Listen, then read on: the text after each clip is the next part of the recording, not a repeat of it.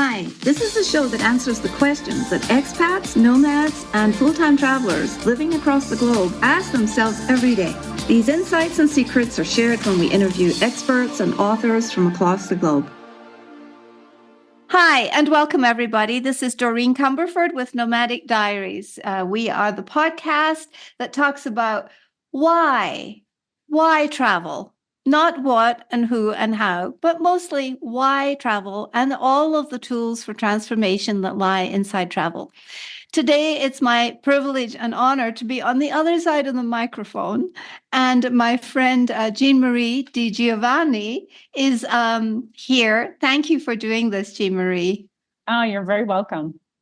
It's so unusual and very nerve-wracking to be asked the questions, but I have prepped Jean-Marie, and she has a list of questions that she seems to have approved. And we'll just go ahead and take it from the top. Okay, wonderful. So first question, really curious about is why Nomadic Diaries? Why start a podcast? Mostly because I don't like writing. That's the short answer. I have written books and I'm about to finish my third one. However, I discovered that I was more natural and feel more authentic when I'm actually verbally answering the questions or asking the questions. So the podcasting medium has called to me for years. And about 5 years ago, I was really called to do this. However, the technology has finally caught up so that AI is my partner now. Mm-hmm. And so it's much better combination. Podcasting, Doreen, and AI combined can do a much better job than I ever could have before. So that's why now, and that's why podcasting. Wonderful. And why Nomadic Diaries? My experience as a coach has been that people do better with stories and personal anecdotes and really the nitty-gritty, easy questions. I believe that there is more opportunity to be nomadic, whether you are globally mobile, in corporate, in the diplomatic sphere, if you're in missions, or if you are just an independent and mobile businesswoman like you are, Jean-Marie. And the opportunity is grander now. And so I wanted something that was expansive in its field, but I wanted the diary part in there because it feels like we share secrets. We share insights in a diary. And my dream for this podcast is not just that people get information, but it also delivers inspiration, which I think moves us a whole lot further. Yes, wonderful. So who can benefit from listening to Nomadic Diaries? I think that there's a lot of people in the expatriate lane, and mostly I have been an expat for 4 decades, 5 decades almost. And I think expats, people who are returnees and are in recovery from the expat lifestyle, also people who are mobile for their business or mobile for choice, so digital nomads or mobile business people, or anyone who is actually feeling stuck and just wants to launch some life and get some life overseas. In terms of the podcast, what are the main topics or silos that you cover?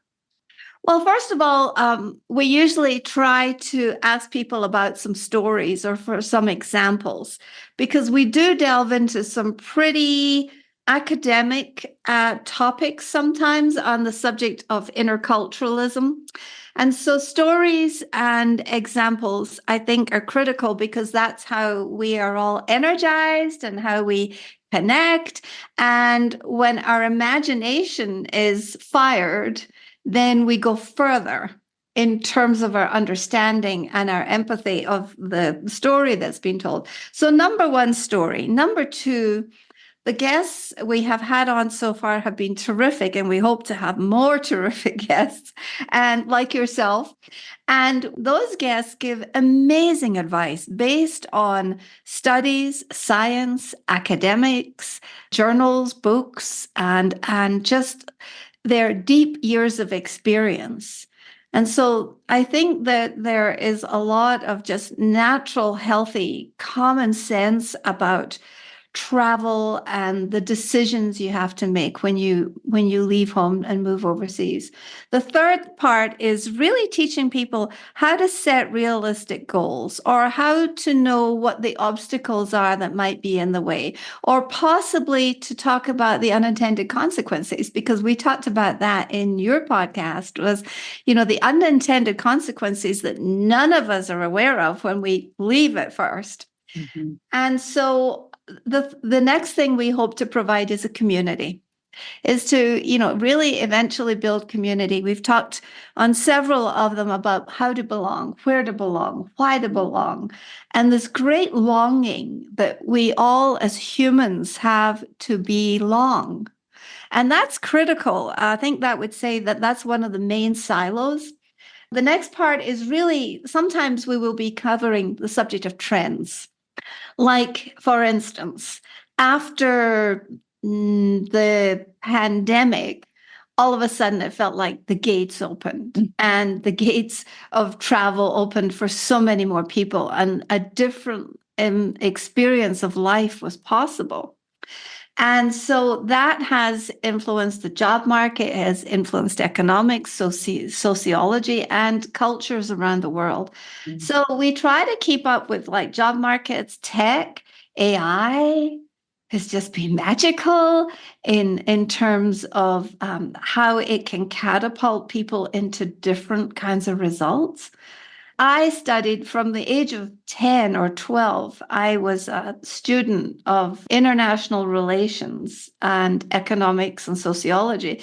So that kind of touches on a little bit on all of those subjects. So we will be trying to keep up and let people know what is trending and what is ahead, if we can ever figure that out. I think the next part is mindset. Mindset is huge. It's a big subject. You could spend a year talking about mindset and travel. And I think the last two things are resources. We hope to be able to deliver people some resources, and resources in the form of our guests. Because for all we talk about podcasting, the magical part of podcasting is the people that I get to interview. And for me, it's magical, it's mystical, it's exciting, and it's kind of unbelievable that some of the conversations I have gotten to have. And we really hope that we'll be delivering conversations that our listeners can benefit from, and then possibly reach out to these people for more information or some inspiration to keep them steady on their own personal journey. Yes. That's a lot, right? Probably it is, but long a list. Well, what I love is it's varied, but it's also valuable. And whether someone's new to travel or they've been traveling for decades, it's still extremely valuable. Yeah. So I can attest from knowing you that there's so many stories that you have of all the experiences you've had overseas, in so many different countries. And I've learned a lot of, I'll say, vocabulary from you as well, and some terms. So I know that you and I have talked about intercultural competence, and you talk a lot about that on your podcast. So can you share a bit about what does that mean and what difference does it make? Okay. Cultural competencies, they're all invisible, number one. You can't touch them. You can't feel them. You can't move them because they're all invisible. And so it can tend to be a very heady subject. And one of my goals here is to bring this very heady subject into the land of functional travel. So what does that actually mean if I get myself on a plane and I go to Rwanda? Exactly. what is cultural competency going to do for me there? And why do I need it? So it covers things like your values. It covers our behaviors, how we're behaving in a certain community, our attitudes and our practices, our daily practices. And it applies to systems, it applies to organizations, and it applies to corporations and programs. But all of us, whether we like it or not, we carry our cultures embedded inside us. They help, cultural competencies help define our perspectives. And so it's all sort of invisible and sometimes can be a bit weird, but it's really important. And so that's why I want to be able to bring it to people that are not aware of that terminology and what's the difference between competency and intelligence, because there's cultural competency, cultural intelligence, and then intercultural communication. I am not deeply in the weeds in this at all. I believe that I am absolutely a student, but I have been studying it for the last 5 or 6 years. So I think it's something that we all, the planet in general, could really benefit from to help us get along and understand in all the ways that we're different, how we can still function together as humans. Yeah, so important. Thank you for that. So you were an expat spouse. I was. How can expat spouses utilize their experience as a springboard? Wow. I started off as an expat, as a diplomat in my own right, as a single woman. So becoming an expat spouse and following my husband to Saudi Arabia now in some ways seems very like backwards, like I lived my life in reverse. However, there was much to be gained from that. And expat spouses are very, very dear to my heart because I was living in California. I had a baby and I had a brand new design business that was just taking off. You know, when you have a baby that takes steps, well, you have businesses and we take steps. And at some point, the business can walk and run on its own right. And I love my business. I love my design business, my decorating business. But I had lived overseas before. And so I felt like, well, I'm adaptable. I'm flexible enough. I can do this. And it was one of the most difficult things I ever did. And I believe that there are male and female expats around the world who are somewhat traumatized by their decision to follow the spouse, even although the decision might be based on sound economics and logic and, you know, spirituality and just really centered thinking. It still can be very traumatic and difficult to find your way. And there's more information out there. I'm actually going to be interviewing a woman called Yvonne Case, and she has a book called Yours, Mine, or Ours, and it's on the subject of dual careers when you have when you have what we used to be called with trailing spouses or drag-alongs.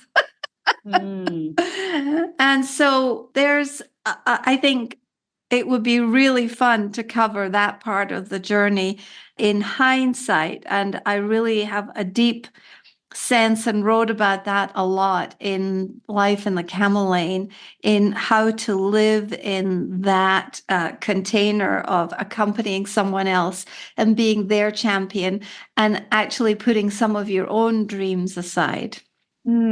Yeah, wonderful. Wow, that's very powerful. Thank you. There's another term that you've shared around global competency. And so what are some of the ways the general public can benefit from global competency? Well, that's a great question. Thank you. You know, one of the things that we're having happen in the US and other countries right now is we've all of a sudden adopted this terminology, culture wars. Culture wars is sort of an activating factor for some now. And I think that we need to kind of slow our worlds down a little bit to understand each other's perspective. And we have a huge political culture discrepancy in the US right now. It doesn't feel like our country is all going the same directions. And that's true in many parts of the world. And I believe it's been accelerated quite a bit by technology. But having said that, we can all be better at things like listening. We can all be better at things like asking each other better questions. We can all get better at being adaptable and flexible and going with the flow, even if we don't like the flow. Sometimes there's wisdom in going with a flow.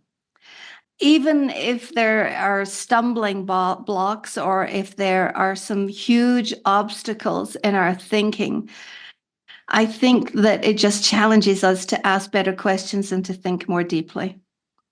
And therefore, those are all versions of competencies that no matter where you are, what country you're in, wherever you are, if you're sitting in the Masai Mara and you're watching the warriors jump, or you are out chasing crocodiles in Australia, or you have sold up all your belongings and you are getting on a cruise to cruise the oceans, we can all do better at getting along with one another, and cultural competency is a huge benefit, and lots of skills come under that umbrella. Wow, our world would be very different when that competency is increased, for sure. So Thank you. Do you cover specific countries, and what about local information for San Miguel? Well, actually, I'm glad you asked that question because we're going to have an entire episode, several episodes, like a season designed around San Miguel. San Miguel is just a magical place. And there are, of course, hundreds and thousands of magical cities, but that just happens to be the one where this podcast is recorded. And so we will be doing a season on San Miguel, talking about people who have come here and what they've created after they've got here, or what they have found here, or what they have designed in the process of arriving here and build. Like this podcast was not even an idea in my mind. It was a desire, but I didn't really have all the pieces in place until I arrived in San Miguel to build it, including my former co-host, Sharon Fields, who was an amazing benefactor in launching this endeavor. And I have to give her credit for that. And then what about specific countries, or is it really across the board that you cover? I believe that the experience of packing up and moving overseas is pretty universal from place to place. Of course, the experience is always different because every single human is an unrepeatable miracle, and no two of us are alike. And we're all going to have different challenges and different problems. However, there are universal principles. There are universal laws that apply. There are visas and logistics in every move. There are the actual act of packing oneself up. And I believe that there are two ways we pack up. We pack up our physical belongings, put them in containers or a suitcase and ship them, depending on your scale. But secondly, we also pack up our mindset and our 6 mental faculties, and we take those with us wherever we go. And so that's where that comes into play. So we will be talking to people who have been all over the world, to all different countries. But I don't think we're going to be specially focused in any one country. We're going to be focused on the why of travel, the process of launching, leaving, living, loving, and then returning. Wonderful, wonderful. So there's another term I've learned from you called third culture kids. Oh, yeah. And I know it's one of your focuses. So what is it, and why is this important to you? Well, third culture kids are kids who essentially grow up in a different culture from the cultures their parents grew up in. So, for example, next week I am going to interview someone who, at 3 years old, left the United States and grew up overseas, is now in his 40s. And the prospect of moving back to the US is rather daunting because it's no longer his home country. So third culture kids are very important to me personally. My mother-in-law was one way back when. My husband grew up in Japan partially, and his family moved around in the military. My daughter we interviewed with Saudi Aramco to go to Saudi when she was 21 days old. So she was a third culture kid. And what we're finding now is that a lot of these third culture kids have more adverse childhood experiences than kids that are rooted and planted in one place because they've had so many losses and so much maybe trauma or possibly dysfunction as a result of all the moves. So that's something that we will be talking about. And in fact, we recently interviewed Rachel Kaysen, who is a fabulous therapist with only third culture kids. And she says she even has therapy with people my age and older who are at that point working on their TCK-ness. So this is something that we carry around for the rest of our lives. I think that there's so much new information out there, and I think that it's good for families when they are considering launching to know what they're kind of getting themselves into. Mm-hmm. Yes. You talk a lot about building heart-to-heart connections that go beyond borders and barriers. What are some of the benefits of that? You know, they say that jobs fill your pocket, but adventures fill your soul. So I think that's sort of a cellular thing that happens for people.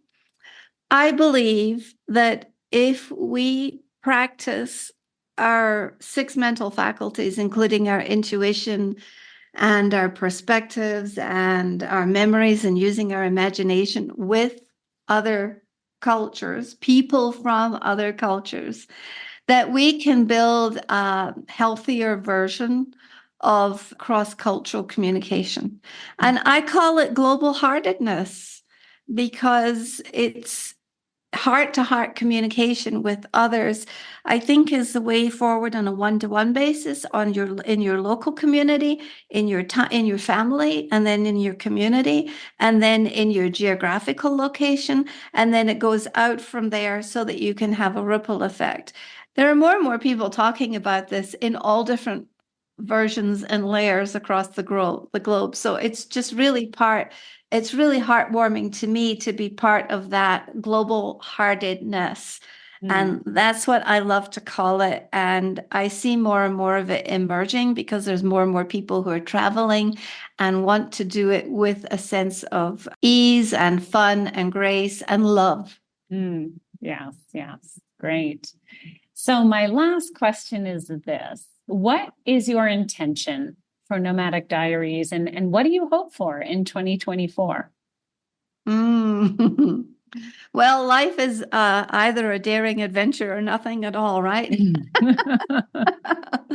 For 2024, I think that we will start to develop more competency, hopefully, with the podcast so that it will attract the listener who really wants to have more joy, more fun, and articulate more of their dreams by traveling or with traveling.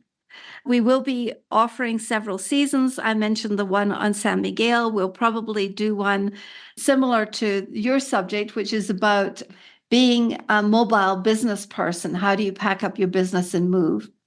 And we will also probably do one on repatriation towards the end of the year, because that is the dirty little secret or the underbelly, as it were, of the expatriation experience. Whether you're long-term, very long-term, or short term, like a year, it can make a difference. We'll probably I have a book coming out at the end of the year called Sequel, and it's basically how to recover after you move home, because I believe that is a recovery process. So that's an idea of what we have ahead. I hope I get better as an interviewer. I hope that people have fun and just sit down at their kitchen table and have a good laugh with us sometimes. I really hope that people will benefit and actually move into some action and ask different questions and maybe be better informed, more prepared, and inspired at the same time to make some really brave moves. Great. Well, I, for one, love your energy and loved being interviewed by you. So I think you have great interviewing skills. And I love that you are so curious about life and about travel and meeting people. And that's what makes you a great podcast interviewer. So thank you so much for sharing your insights here. And I will turn it over to you. Well, thanks, Jean Marie, for being on the other side of the microphone. I really appreciate your time and your expertise and your calm presence for all these questions. And most of all, listeners, we're here for you. The purpose of Nomadic Diaries is to support you, to provide some good information and inspiration on your journey. And we know that whatever your dream is, we are here to support that dream via the why of travel. Find us on Spotify and Apple Podcasts, iHeartRadio, and all the other podcasting places. And please listen and share. And we do really love getting reviews. Thank you so much for joining us today. Thank you, Jean Marie, again. And it's either sayonara, masalama, or hasta luego.